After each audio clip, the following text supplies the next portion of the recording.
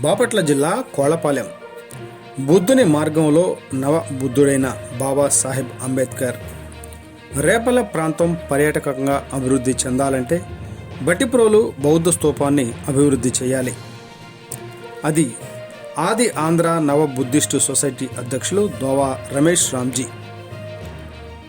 మానవాళి జీవన విధానానికి స్వేచ్ఛ, సమానత్వం, సౌభ్రాతృత్వంతో కూడినటువంటి విధానమే శరణ్యమని ప్రబోధించినటువంటి బుద్ధుని మార్గాన్ని ఎంచుకొని బాబాసాహెబ్ డాక్టర్ బిఆర్ అంబేద్కర్ భారత రాజ్యాంగంలో కులాలు, మతాలు, ప్రాంతాలు వారీగా విడిపోయి ఉన్నటువంటి భారత సమూహాన్ని భిన్నత్వంలో, ఏకత్వంలో ఒక ఘాటిని కట్టివేసి భారతావనికి బాబాసాహెబ్ అంబేద్కర్ నవ బుద్ధుడైనాడని ఆది ఆంధ్ర నవ బుద్ధిస్టు సొసైటీ అధ్యక్షుడు న్యాయవాది దోవా రమేష్ రామ్జీ కొనియాడారు.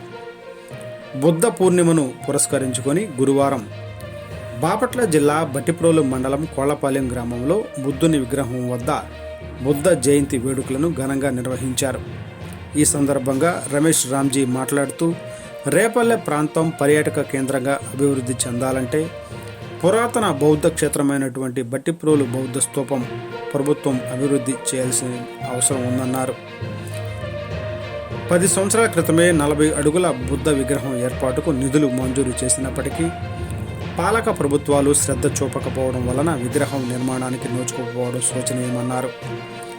బాబాసాహెబ్ అంబేద్కర్ ఆలోచన విధానంతో ఆది ఆంధ్ర నవబుద్ధి సొసైటీ తరపున బౌద్ధమును వ్యాప్తి చెందించి కృష్ణానది పరివాహక ప్రదేశంలో బౌద్ధ ఆరామమును నిర్మించడానికి సొసైటీ కృషి చేస్తుందన్నారు.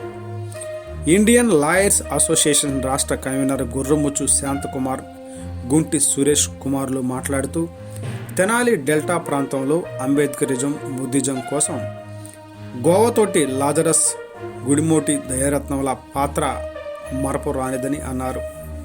తొలుత రాజ్యాంగ నిర్మాత అంబేద్కర్ విగ్రహానికి పూలమాలలు వేసి నివాళులు అర్పించారు. ఈ కార్యక్రమంలో న్యాయవాదులు అనమాల బ్రహ్మేశ్వరరావు, కూరపాటి కిషోర్, నవ బుద్ధిస్టు సొసైటీ సభ్యులు పంతగాని నాగేశ్వరరావు, కర్రా బాబురావు, పోతారు లంక శివ వెంకటేశ్వరరావు మరియు అంబేద్కర్ యూత్ నాయకులు జక్కాల భాను, దోవా రఘు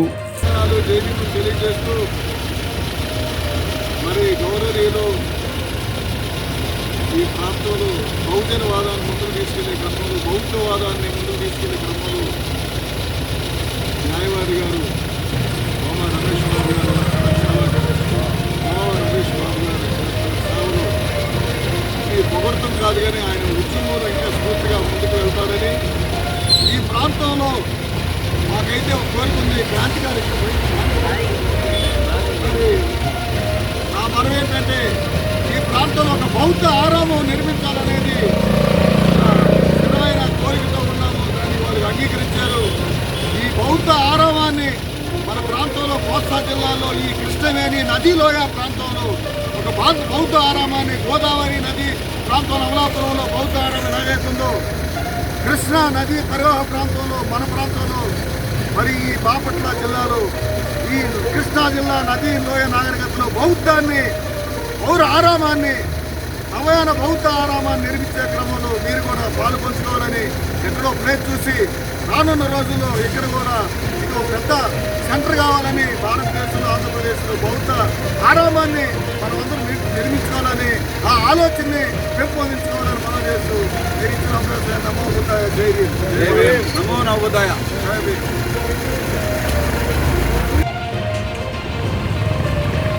ఈరోజు ప్రపంచ మానవాళికి స్వేచ్ఛ, సమానత్వం, సౌభ్రాతృత్వంతో కూడినటువంటి జీవన విధానం, మానవుడు దుఃఖ సుఖాలను విడనాడి సమాజ శాంతి కోసం తాపత్రయపడినప్పుడే మానవుడు స్వేచ్ఛగా జీవించగలడని చెప్పేసి ఈ ప్రపంచానికి చాటి చెప్పినటువంటి మహనీయుడు గౌతమ బుద్ధుడి జయంతి బుద్ధ పూర్ణిమని పురస్కరించుకొని బాపట్ల జిల్లా రేపల్లె ప్రాంతం బట్టిప్రోలు మండలంలో ఉన్నటువంటి కోళ్లపాలెం గ్రామం వద్ద గౌతమ బుద్ధుడి విగ్రహానికి ఆది ఆంధ్ర నవబుద్ధి సొసైటీ, కోళ్లపాలెం అంబేద్కర్ యువజన సంఘం గ్రామ పెద్దల ఆధ్వర్యంలో మరి ఘనంగా నివాళులు అర్పిస్తూ ఉన్నాం. మరి బాబాసాహెబ్ అంబేద్కర్ గారు గౌతమ బుద్ధుడి యొక్క బోధనల్ని ఆచరణగా తీసుకుని ఈ భారతదేశానికి నవబుద్ధుడిగా మారారు. గౌతమ బుద్ధుని బోధనల్ని ఆచరణలో పెట్టడానికి ఈ భారతదేశంలో కులాలు మతాలు ప్రాంతాల వారికి విడిపోయినటువంటి ప్రజానీకాన్ని రాజ్యాంగం అనేటువంటి ఒక పుస్తకం ద్వారా అందరికీ సమాన హక్కులు కల్పించి భారతదేశంలో మరో నవబుద్ధుడిగా మన్ననలు పొంది భారతదేశ వ్యాప్తంగా బౌద్ధ మత వ్యాప్తికి తమ చివరి అంకంలో విశేష కృషి చేశారు. అటువంటి మహనీయుని యొక్క ఆశయాలని కొనసాగించడానికి ఈ రేపల్లి ప్రాంతంలో ఆది ఆంధ్ర నవబుద్ధి సొసైటీని ఏర్పాటు చేసి దాని ద్వారా ఈ రేపల్లి ప్రాంతంలో బౌద్ధుని యొక్క విశిష్టతను బౌద్ధ మతం యొక్క వ్యాప్తికి మేము కృషి చేస్తామని తెలియజేస్తా ఉన్నాం. భవిష్యత్తులో రేపల్లి ప్రాంతంలో ఏ అయితే బౌద్ధుని అవశేషాలు పూర్వకాలంలోనే బట్టిప్రోలు కేంద్రంగా బౌద్ధ స్తూపం ఉందో దాని అభివృద్ధికి ప్రభుత్వాలపైన మేము ఒత్తిడి తీసుకొచ్చి అక్కడ 40 అడుగుల బుద్ధ విగ్రహం ఏర్పాటు చేయడానికి దాన్ని బౌద్ధ ప్రాంతంగా బట్టిప్రోలను అభివృద్ధి చేయడానికి కూడా మేము కృషి చేస్తామని తెలియజేస్తూ బుద్ధుని యొక్క బోధనలో ప్రతి ఒక్కరు కూడా ఆచరణలో తీసుకోవాలి. అంటే సంపద మానవుని జీవితం శాశ్వతం కాదు.